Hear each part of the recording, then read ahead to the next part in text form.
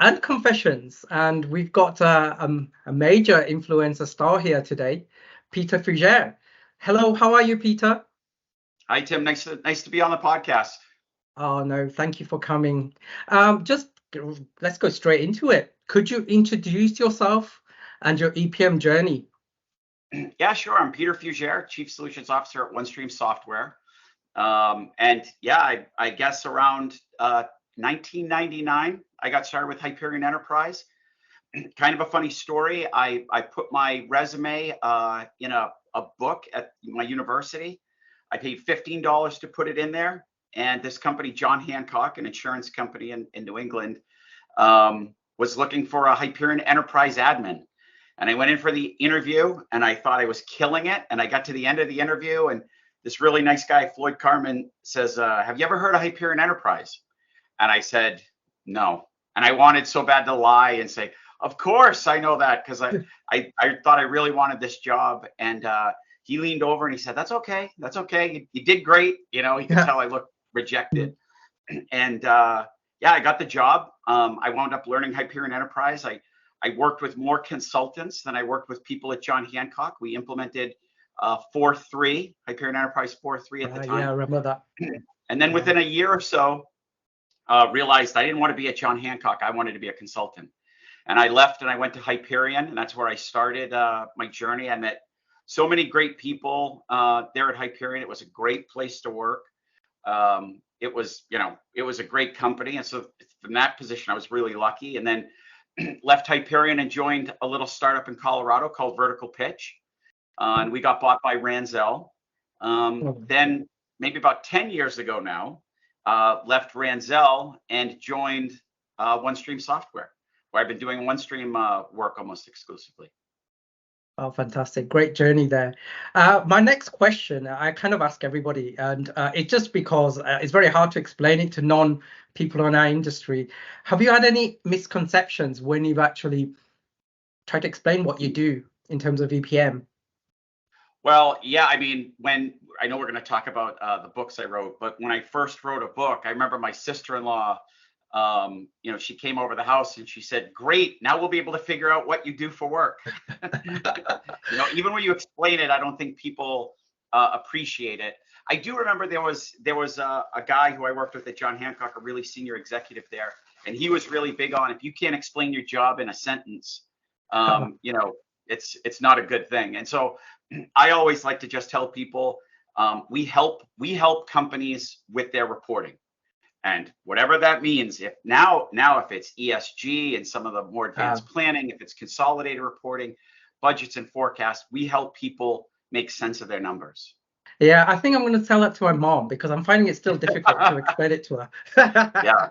Yeah. So what's your biggest EPM challenge that you faced in your career? Well, there were certainly a couple. I remember one time at OneStream, we were really just starting out as a company. It was still pretty new. I'd only been on board for about less than a year, and we decided to do a large POC with a major shipping company out of Denmark.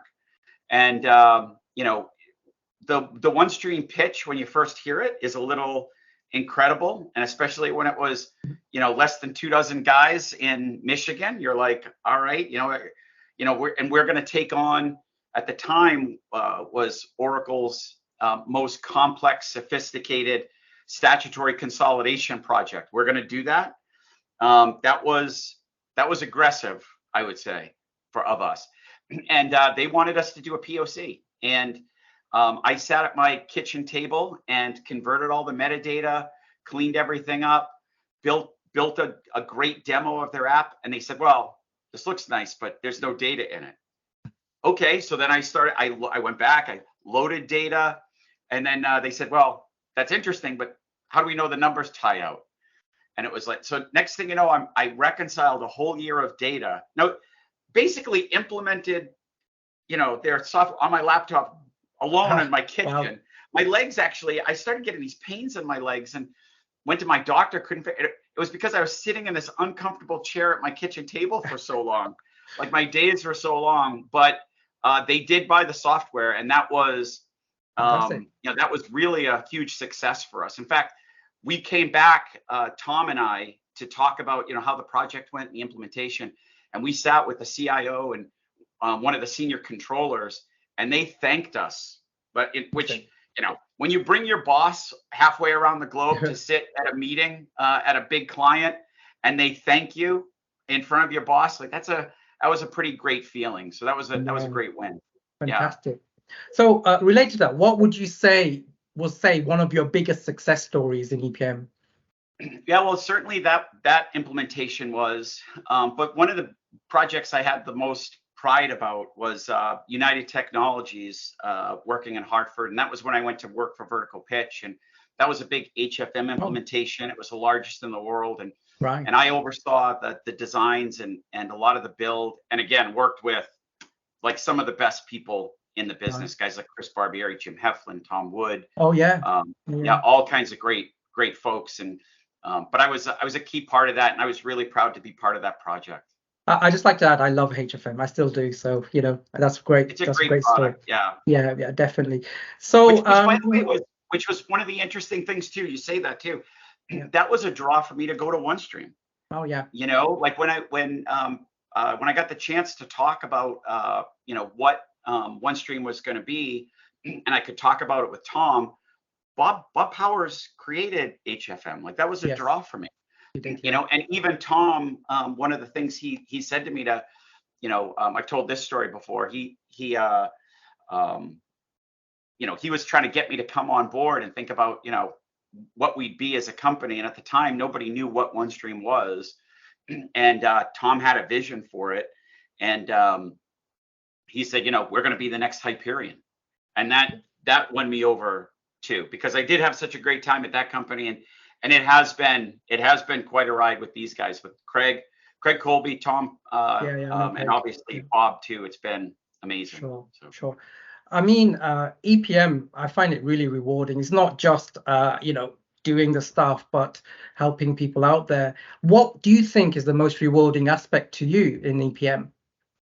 I think the thing I still get the most enjoyment out is coming in and helping clients. I mean, the pay is great. You travel all over the place. You get to meet a lot of really bright, interesting people. You see a lot of different things about companies, and I still get the most joy out of coming in and meeting somebody, hearing what their issue is, and then showing them how to solve it with the software.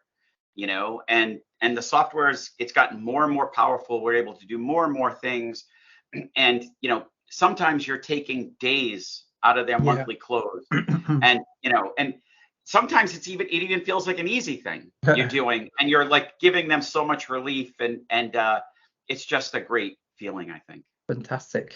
No, in my career, I've had some really funny moments. I mean, I could write a whole book around it, which you have. I think that's a good idea for the future. Who knows? But anyway, what's a funny career moment in EPM for you? A real kind of funny one. Geez, a funny career moment. I mean, when, I do remember when I would sit and I was just first learning to write rules, and Jim Heflin, guys like Jim Heflin, Chris Barbieri talked about, like Bob Nelson, like were really supportive and helped me get going. And I remember, I like to think I enjoy my work, so I'll goof around, I'll make jokes and, laugh and have fun at work. And I remember Chris came in and thought, geez, this guy's a goofball. Like, what's he doing? And then we had a meeting to go over the cash flow design that we were going to do, how we were going to set it up. And Chris saw later, like how I ran the meeting and just thought, all right, like this guy, what an interesting guy. Like, he told me like, you're having fun, and then shift right away and can get serious and work through something. And I always appreciated that. I always like that about OneStream, our motto, work hard, play hard. Like I definitely, that embodies me in a lot of ways. I like that. Yeah, no, I can see you guys having a lot of fun. I see a lot of the stuff that you guys post. Yeah. Really, to be honest with you, first I've heard of you in 2011 when I bought your book, the HFM guide tips and troubleshooting. It was fantastic. I really, really used it in many ways. And also your OneStream book. I liked it so much, I gave it to a friend of mine, another one. Yeah. So in that sense, it helped me. Both of those guys helped me learn both of those software in some ways. And but what's your inspiration behind those books? Well, the first book, I was in a meeting and this guy, Dan Goodall, who he owned Vertical Pitch, he was my boss. And, another guy who was great, like a big brother, a mentor to me. Like I love him. Good friend now. Yeah, really, really appreciated that I got to work with him at that company. In another company that was like one of the best places to work. He just sits there and says, "Hey, Pete, I want you to write a book." And I'm like, "Oh, okay." Like, I don't even know what that means. Like, okay. And next thing you know, I reached out to some friends at Oracle and wanted to get involved with Oracle Press. And I got a lot of support and, people thought it'd be a good idea. And, again, Chris Barbieri, Maggie Reed were technical editors on that book. And I appreciated that. And yeah. And, just sort of wrote a book on HFM. And I think that really helped, sort of get our consulting team out there. Now, later when I was at OneStream, so about, I want to say a little over 3, maybe 4 years ago now, OneStream's way more powerful. There's so much more you can do with the OneStream product than you can do with just HFM. I like to think of, when you look at the whole suite of the Oracle tools, there's so much there. OneStream's sort of the same thing. There's just so much there. So, how do we get that information out to everybody? And I had a conversation with Tom Shea, and sort of the same thing. But this time I was asking, hey, Tom, like, to tackle this, and by the way, my job at OneStream was never to just grow a consulting wing of it like I had done before. It was really to help grow the community. So when I had an opportunity to come to Tom with, hey, this might be another way to reach out and get out to people, let's write a book, and get some other people involved, and let's get some books out to support that. And that's been the focus of OneStream Press. And I think we're on we have 5 out. I think we have 6 or 7 total in the pipe. So another 2 in the next year, I hope. So yeah, it's been great. Again, a lot of great people contributing. And I'm happy to be part of that. Fantastic. No, it's really good what you guys are doing. As you know, the industry's evolving, changing. We've got lots of things happening, competitors and things like that. How do you track yourself, trends, the competitors, the people around you? I mean, looking for talent, things like that. What do you do yourself? Well, it's interesting. I think the trends and what's happening with the software. So let's talk about that for a second. I think, the AI influence, the machine learning influence, some of the advanced planning that we're seeing, some of the new reporting requirements, the IFRS requirements that are coming out of Europe, and I'm working with a customer in South Africa, some of the stuff we're seeing them do. I think we're in for a really transformative period of time.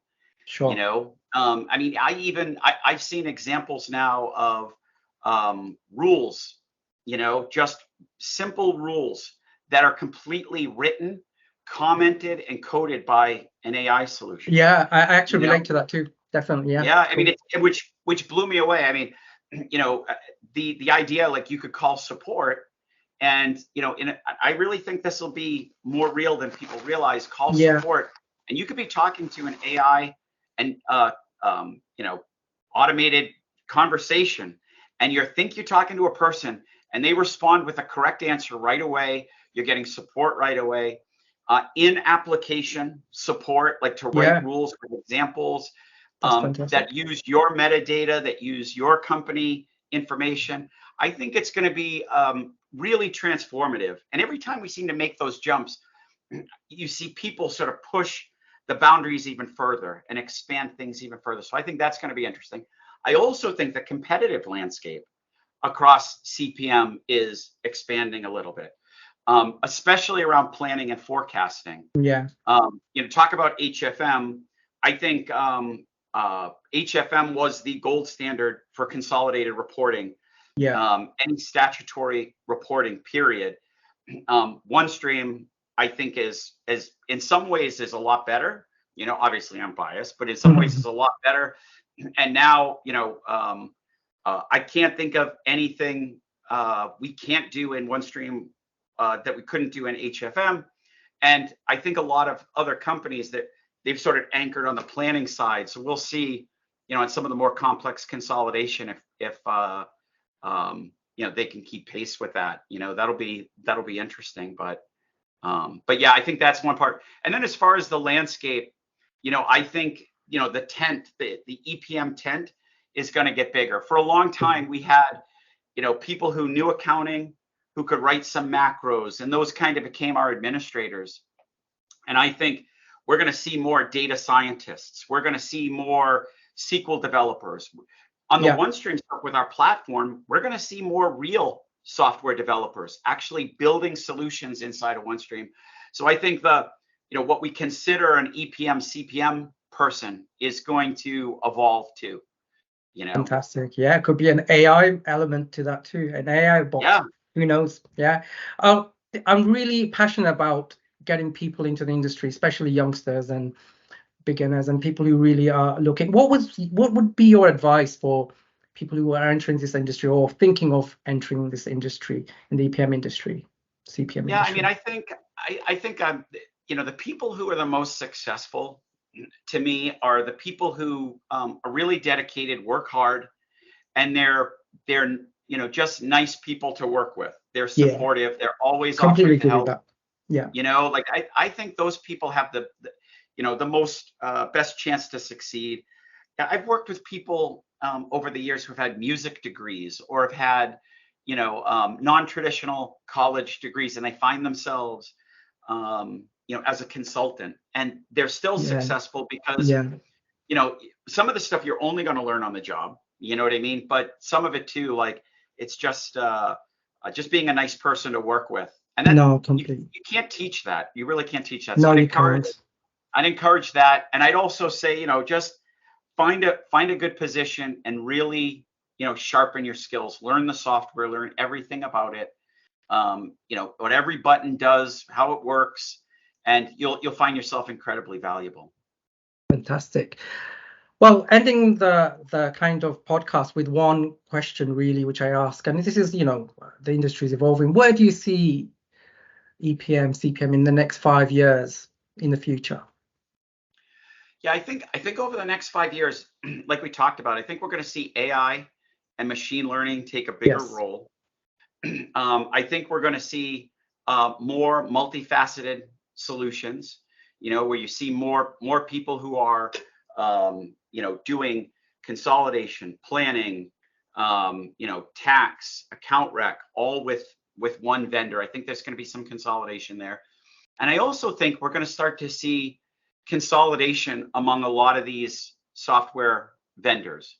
You know what I mean? Certain companies, I think, are going to start looking at making acquisitions over the next 5 years. Honestly, interest rates will come down in the U.S. and I think we'll start to see, think of like a Workday looking to augment Adaptive, or SAP looking for a solution. SAP seems to buy somebody every 5 years. So let's see. Interesting. Those are interesting words. I'll keep that in mind. Hopefully interest rates will go down in the UK soon, but they're mega high here. Thank you so much. I really enjoyed talking to you, and definitely we should do something like this again. Thank you so much for joining me today, Peter, and talk to you very much soon. Yeah, thanks, Tim. Thank you. Take care. Bye-bye.